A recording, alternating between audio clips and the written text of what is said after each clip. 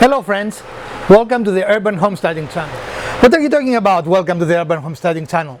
There are people that don't like you. There is a guy that puts a dislike every time you post a video, even before he's able to watch it within 2 or 3 seconds. Well, in any case, I want to welcome everyone to the channel, even those people that might not like what we do, because I think it's important to be all inclusive, right? And it is, we still want to welcome you, and I want you to be quiet. You be quiet, you just don't know what you're doing. You be quiet, you don't want to welcome people that don't like you.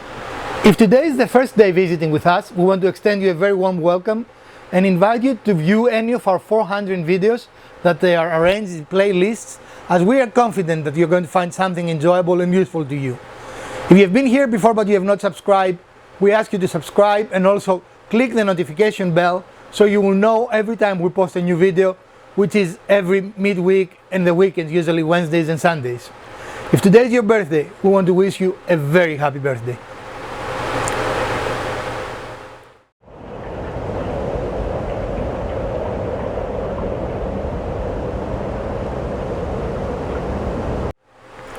Today I will show you something that it is not as well known, but it is really an important maintenance item for your vehicles in order to keep your air conditioning in peak condition. Very few people might realize that, but in addition to refrigerant, which is A135A in modern cars, there is oil in your AC compressor.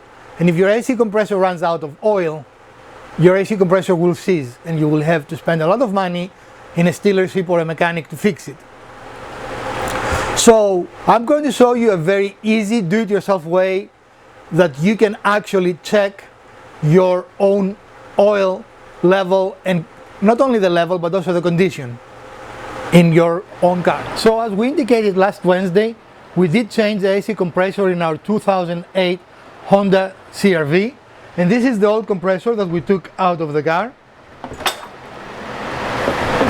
and you can see that the clutch plates are pretty burned out and it needed replacement. And lo and behold, now the car has cold air. Can you imagine that, Elpida? Imagine. Working parts and make it cold air, yeah. Something that people might not realize is compressors actually have oil in them. What? The camera was here and you lifted it up. Yes. So You need to work on your camera skills. I know.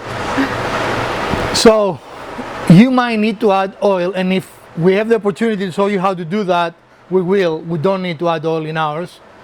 And we're going to go outside for a moment and show you how we test that if we have oil or not. Okay, so we're outside and we have opened the hood of our car. As we discussed, we've put a brand new AC compressor in this car.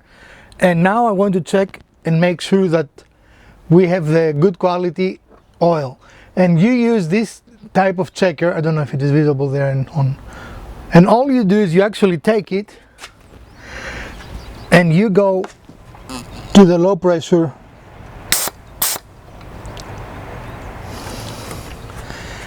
and as you can see now, we have a clear to yellowish oil, and that is what we want. We don't want dark and we don't want a lot of deposits. Is it visible at all? Yeah. The difference between the two? And if this did not have any oil, if it remained white like this is, right? Mm-hmm. Then that would mean that we will have to add oil. Now, this is something else that the manufacturers don't tell you, is how to check the oil of your AC compressor, because if your AC compressor has no oil, it will fail, right? So this is a quick and easy way to make sure that your compressor is not only fully charged but also that it has the correct amount of oil. And I don't think we will let enough out to make a difference in the cooling. Alright, and we're back, and if you remember, this is our test piece, and that shows that we have oil. We have enough quantity and it is nice and yellowish, and that's what we're looking for. And just for comparison, this is a tester that has not been used yet. I mean, do you see the difference or not? Yeah. Yes? Let me focus it a little bit. trying to focus on your face. Hold it out. There you go. There we go. Now this is a good investment, and whenever you recharge your system, this is a good idea to test that your compressor actually has oil in it, right? So this concludes our saga of changing the AC compressor in our car, and maybe you are interested to know how much money we save by doing it ourselves. I would admit it took me 6 hours to change the compressor, and that's because I've never changed the compressor before. And we don't have a lift, so things were harder than if we had a lift. However, the quoted $1,600 that the dealer wanted to do this job by far did not worth it. I mean, if you think about 6 hours divided by $1,600, that's much more money than any person makes, right? Right. And out of curiosity, the compressor cost me $134 to buy. I mean, if someone was there and said, well, but how much you pay on the compressor? So, you know, Right. even if we go to $140, $1,400, it's still a lot of money that the dealer or the dealer wanted to do this job. Right. All right, so to recap, we show you how to do it, and I want to make clear that everyone understands how this works. If this was dark or black, if it was black, you should immediately change the oil on the compressor. If it was dark, you could drive it for a little bit, but things are really getting bad, right?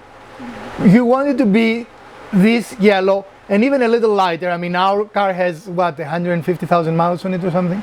So this compressor probably is a little mixture of the lines of the old one and so forth, but still, this is a very acceptable color. You want it to be yellow.